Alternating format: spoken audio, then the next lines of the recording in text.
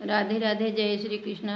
दोस्तों, आज मैं अपने यूट्यूब चैनल पे एक भोले बाबा का भजन लेकर के आई हूँ। मेरा गाना कैसा लगेगा, लाइक करना, सब्सक्राइब करना, कमेंट बॉक्स में ज़रूर बताना। ज़्यादा से ज़्यादा दोस्तों शेयर करना हमारा गाना।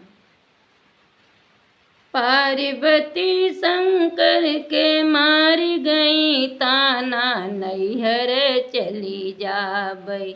हे भोले बाबा नैहर चली जाबई। हे भोले बाबा नैहर चली जाबई। न तोहरे संगी बना तोहरे साथी, न तोहरे संगी बा न तोहरे साथी। बूढ़े बैलवा से जियरा डेराला, नैहर चली जाबई।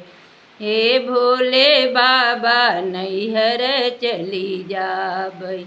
हे भोले बाबा नैहर चली जाबई। अरे बूढ़े बैलवा से जियरा डेराला, नैहर चली जाबई। हे भोले बाबा नैहर चली जाबई। हे भोले बाबा नैहर चली जाबई। न तोहरे गहना बनाही रुपियवा, न तोहरे गहना नाही रुपियवा।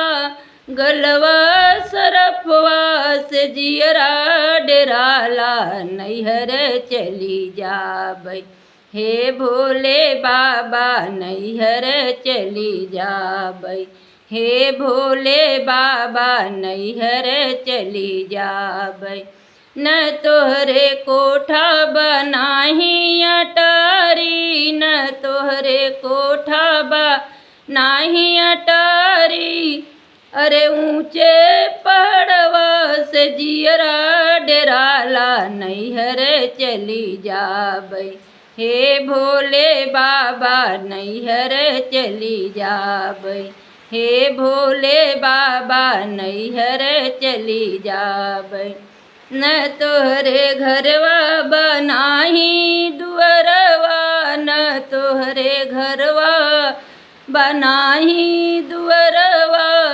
टूटही मड़ैया से जियरा डेराला, नैहर चली जाबई। हे भोले बाबा नैहर चली जाबई।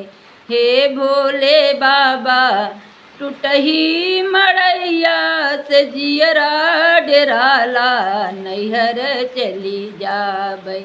हे भोले बाबा नैहर चली जाबई। हे भोले बाबा नैहर चली जाबई।